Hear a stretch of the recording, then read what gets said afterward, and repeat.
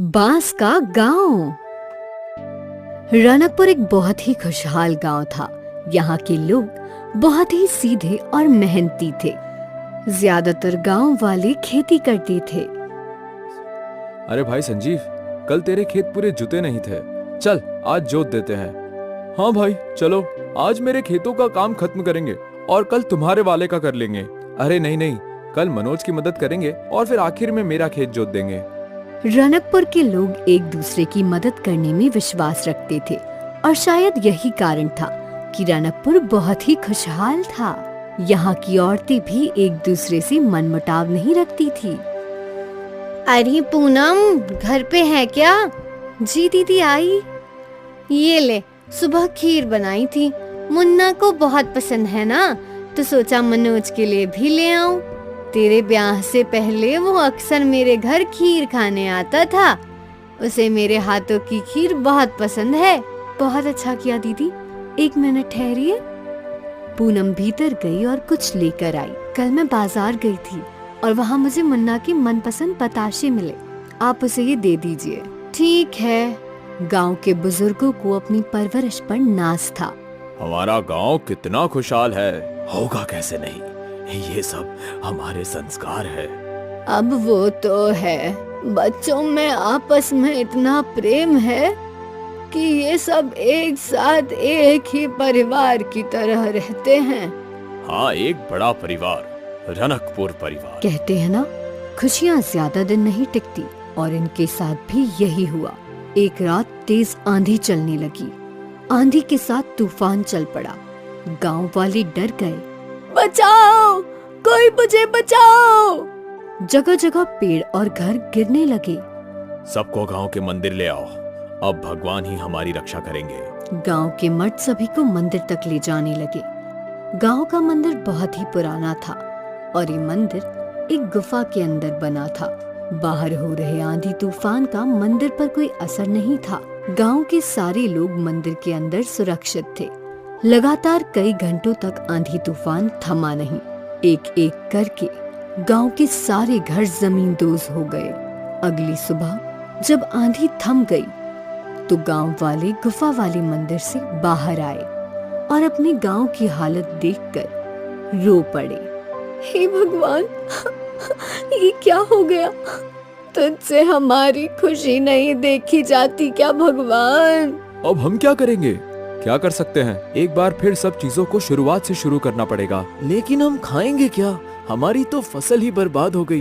भगवान हमारी मदद करेंगे, हम यूं ही हार कर नहीं बैठ सकते। हमें खुद ही अपनी परिस्थिति बदलनी होगी। हाँ बेटा, हम सबको मिलकर एक बार फिर से रनकपुर बनाना होगा।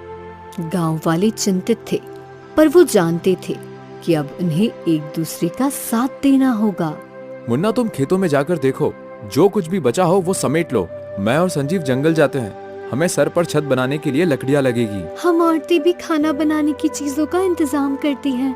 हम भी तुम्हारी मदद करेंगे अशोक। ठीक है काका। गांव वाले अलग अलग काम में बट गए। मनोज के साथ कुछ लोग खेतों में अच्छी फसल निकालने गए। अशोक, संजीव और काका जंगलों की ओर चले गए। काका, सोचा नहीं था कभी ऐसा होगा। होने को कौन टाल सकता है अशोक? लगता है भगवान हमारी परीक्षा ले रहे हैं। हम छत कैसे बनाएंगे? हमारे जमाने में तो बांस के घर बनाना सबसे आसान काम था। हमें भी वैसे ही बांस का घर बनाना चाहिए, जिससे जल्द से जल्द गांव वालों के सर पे छत हो। जी काका, यही सही रहेगा। और इस जंगल में बांस के पेड़ भी हैं, मुझे पता है वो कहाँ हैं। अशोक उन लोगों को बैम्बू के पेड़ों के पास ले आया। अरे वाह, इतने सारे बैम्बू के पेड़, इससे तो हम पूरा गांव बना सकते हैं। पर इतने सारे पेड़ काटकर गांव बनाने में हम सबकी खटिया खड़ी हो जाएगी। चिंता मत कर संजीव, हम सब एक दूसरे का साथ देंगे और देखना जल्दी ही गांव बन जाएगा। तीनों ने मिलकर बैम्बू काटने का काम शुरू किया। बैम्बू मोटे मोटे थे, जिन्हें काटने में उन तीनों के पसीने छूट रहे थे।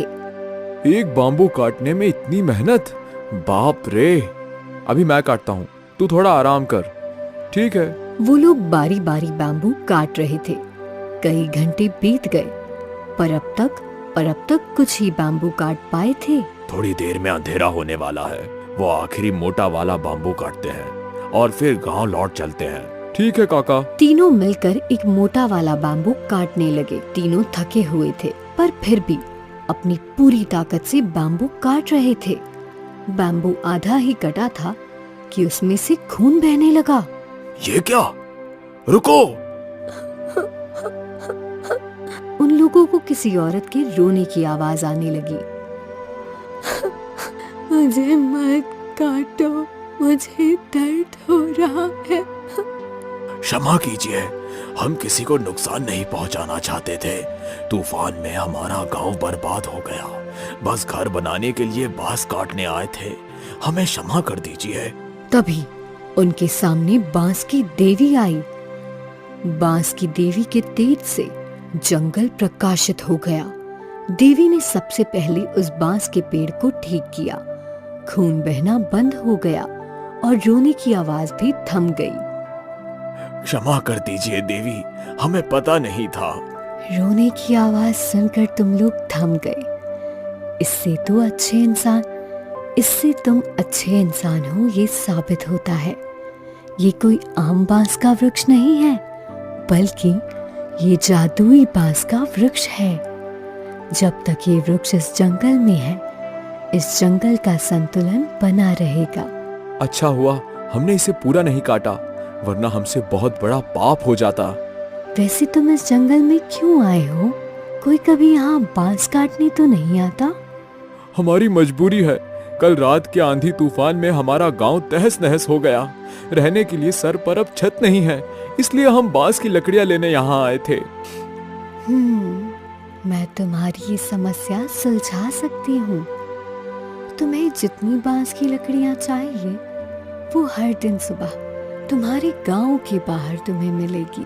पर तुम्हें मुझे एक वचन देना होगा कि तुम इस जादुई बांस के पेड़ और इस जंगल के रहस्य के बारे में किसी को नहीं बताओगे। हम वचन देते हैं।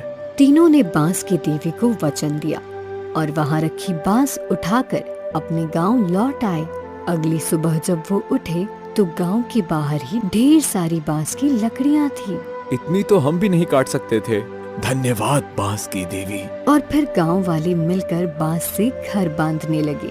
सभी लोग एक दूसरे की सहायता कर रहे थे। ये लो दादी माँ, तुम्हारा घर तैयार है। भगवान तुम लोगों का हमेशा भला करे बेटा। एक एक करके सभी के घर तैयार हो गए। गांव वाले बहुत खुश थे। सोचा नहीं था कि समस्या से इतनी जल्दी उभर पाएंगे हम। ये सब सारे गांव वालों की मेहनत से हुआ है।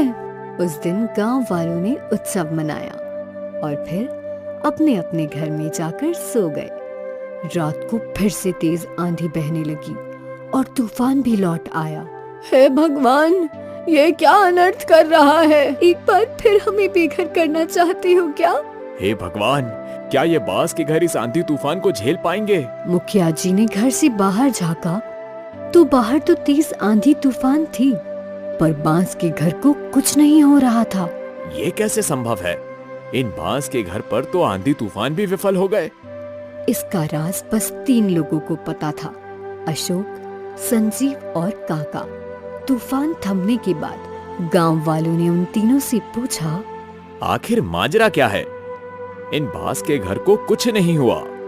इन बांस के घरों के सामने आंधी तूफान भी फीके हैं, पर इसका राज हम बता नहीं सकते। हमने वचन दिया है। आप लोगों को बस यही बोलेंगे कि जब तक हम इन बांस के घरों में रहेंगे, हम सुरक्षित हैं। ठीक है, अब हमें चिंता करने की कोई जरूरत नहीं। रनकपुर एक बार फिर खुशहाल गांव बन गया था।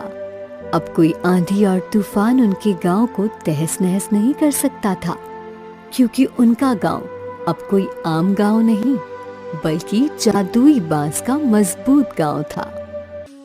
अहियापुर गांव में भीमा और प्रताप ने साथ ही एक छोले भटूरे की रेड़ी डाली। भीमा और प्रताप बचपन के दोस्त थे। वो दोनों मिलकर काम किया करते थे और मुनाफा भी आधा आधा बांट लेते थे। ये ले भाई, इस महीने का आधा मुनाफा।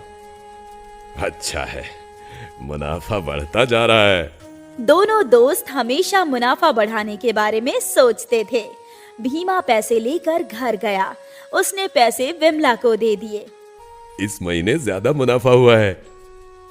बहुत अच्छी बात है। भगवान करे आपका मुनाफा ऐसे ही बढ़ता रहे। भीमा का परिवार खुश था। वहीं जब पैसे लेकर प्रताप घर गया, देख रही हो इस बार कितना ज्यादा मुनाफा हुआ है। क्या देखूं, आधे पैसे तो वो भीमा ले जाता है। सोचो, अगर पूरे पैसे तुम्हें मिलते तो तुम हर महीने मेरे लिए गहने बनवाते। पर क्या फायदा, तुम दिन भर इतनी मेहनत करो और बस आधा ही मुनाफा कमाओ। ऐसे क्यों बोल रही हो? भीमा भी तो मेरे जितनी ही मेहनत करता है।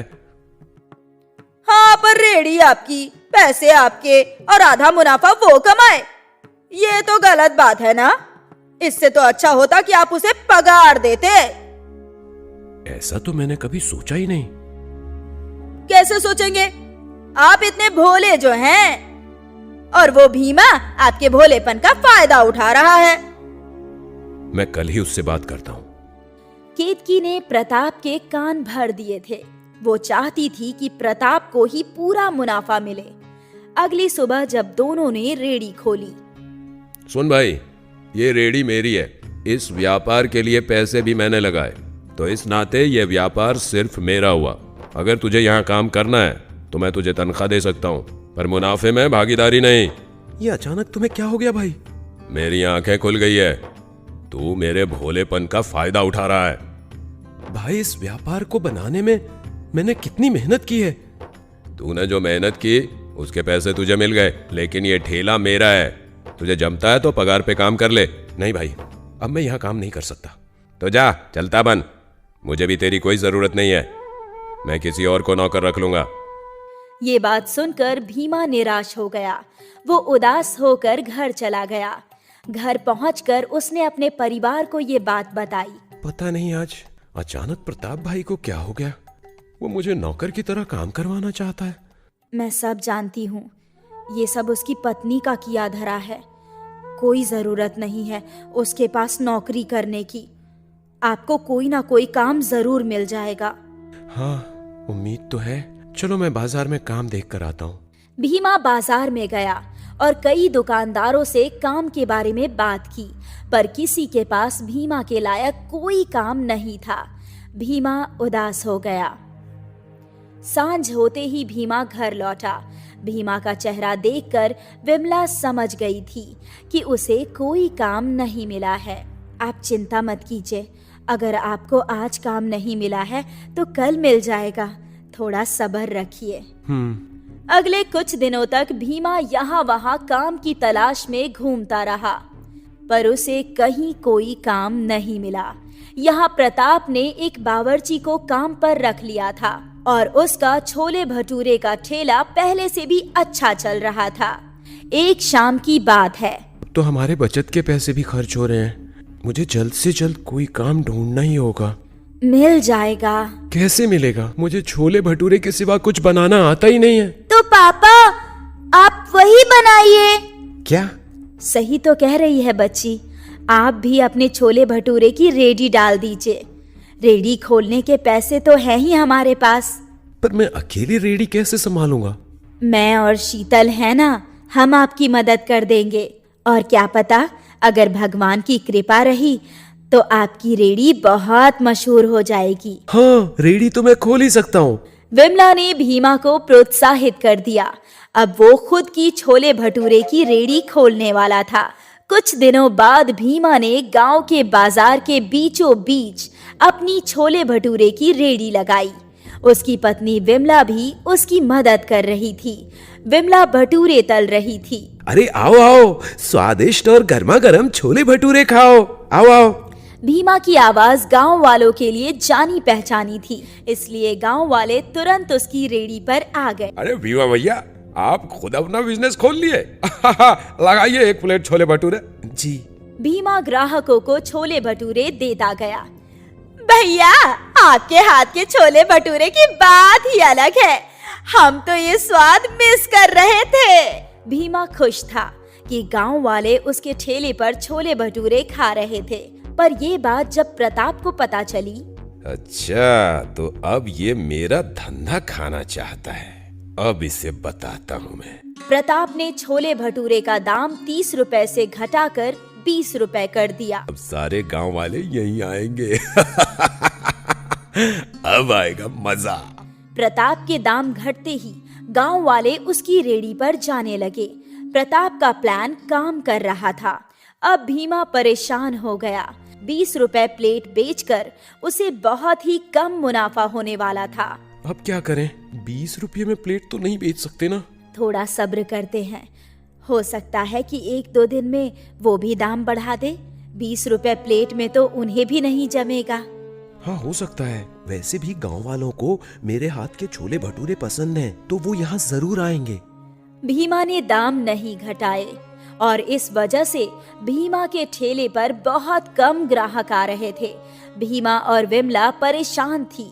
ऐसे ही 1 हफ्ता बीत गया और उनकी कुछ खास कमाई नहीं हुई थी। अब तो हमें कुछ ना कुछ करना ही पड़ेगा। पर क्या करें? तभी उनके ठेले पर एक फकीर आता है। अल्लाह के नाम पर कुछ दे दे बेटा, बहुत भूख लगी है। आप बैठिए बाबा, मैं भटूरे छानती हूँ। विमला ने भटूरे बनाए और भीमा ने छोले भटूरे फकीर बाबा को दे दिए। फकीर काफी भूखा था। उसने फटाफट सारा खाना खा लिया। और लाऊं बाबा? नहीं बेटा, बहुत है। मेरी भूख शांत हो गई। तूने इस गरीब का पेट भरा है, अल्लाह तेरा भला करे।